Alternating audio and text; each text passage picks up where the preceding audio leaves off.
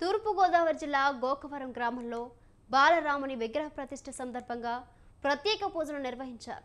సుమారు నెల రోజుల పాటు అహర్నిశలు కృషి చేసి అత్యంత వైభవంగా అయోధ్య బాలరాముని విగ్రహ ప్రతిష్ఠ కార్యక్రమం కోసం ఎదురు చూశామని విశ్వ హిందూ పరిషత్ పరిరక్షణ రామసేన నేత కంపాల శ్రీనివాస్ తెలిపారు. దీనిపై మరింత సమాచారం మా ప్రతినిధి వెంకటేశ్వరరావు అందిస్తారు. ఘట్టం ముగిసింది. రామ జన్మభూమిలోని బాలరాముని యొక్క విగ్రహ ప్రతిష్ఠ జరిగిన అనంతరం ఉత్సాహంగా ఉన్న మహిళలను అడిగి ఏ విధంగా ఈ విషయంలో ఆనందపడుతున్నారు ఏంటనే విషయం తెలుసుకుందాం. కూడా నాగరికత లోకంలో వెరితలలేస్తున్న యువత రకరకాలుగా ఉన్న ఈ రోజుల్లో ఇక్కడ మన ముందు కొంతమంది యువత ఉన్నారు. వాళ్ళని అడిగి వాళ్ళు ఎంత భక్తి వారులతో ఉన్నారు అనేది అనే విషయాన్ని మనం తెలుసుకుందాం. అమ్మ, మీరు ఎక్కడి నుంచి వచ్చారు? ఏ విధంగా ఫీల్ అవుతున్నారు ఈ దీని నుంచి? మేము హైదరాబాద్ నుంచి వచ్చామండి. రీసెంట్ పండగ మా అమ్మ వాళ్ళ ఇంటికి వచ్చాము.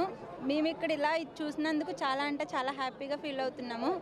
ఈ కంబాల శ్రీనివాసరావు గారు ఇదంతా ఏర్పాటు చేసినందుకు నిజంగా ఆయనకు మా హృదయపూర్వక ధన్యవాదాలండి. దాని విశేషాలను మనం ఇప్పుడు శ్రీనివాస్ గారిని అడిగి తెలుసుకుందాం. సార్, ఈ కార్యక్రమాలను చేపట్టడంలో ముఖ్య ఉద్దేశం ఏంటి సార్? నేను కంబాల శ్రీనివాసరావు అండి. ఈ ప్రాంతం ఆంధ్రప్రదేశ్లోని తూర్పుగోదావరి జిల్లాలో రాజమండ్రి దగ్గర ఉన్న గోకవరం గ్రామం. నేను ఇదే ఊరిలో పుట్టాను.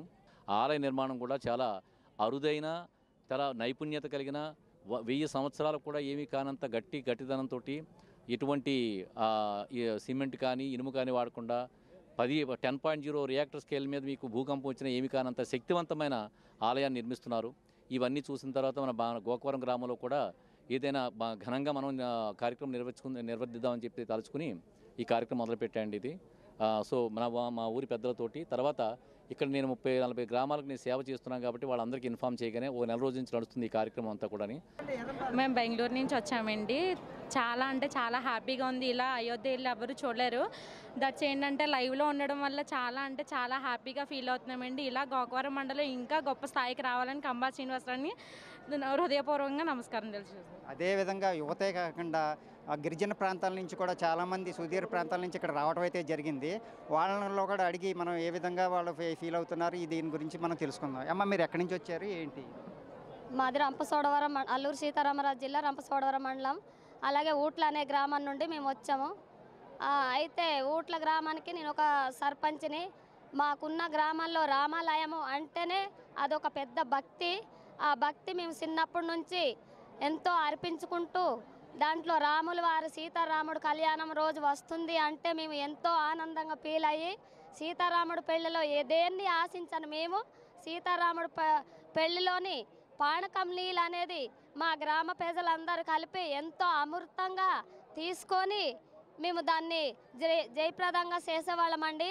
అలాగే చుట్టుప్రక్కల కొన్ని గ్రామాలు కూడా ఇలా వెనకబడున్న గ్రామాలు కూడా ఇవాళ మన కంబాల శ్రీనివాస్ గారు అది మళ్ళీ పడిపోతున్న ఈ శ్రీరాముడు భక్తిని మళ్ళీ గ్రామాలు, జిల్లాలు, పట్టణాలు అందరినీ గుర్తు చేసి అంత గొప్పగా చేశారు.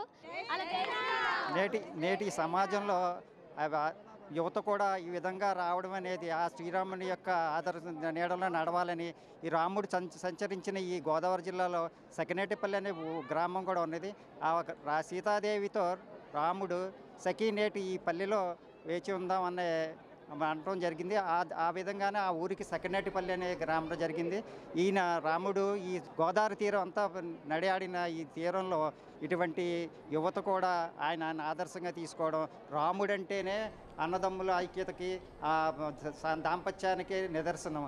ఆయన అడుగుజాడలు అందరూ నడవాలని వీళ్ళందరూ కోరుకుంటున్నారు. కెమెరామ్యాన్ దుర్గతో వెంకటేశ్వరరావు, గోకవరం.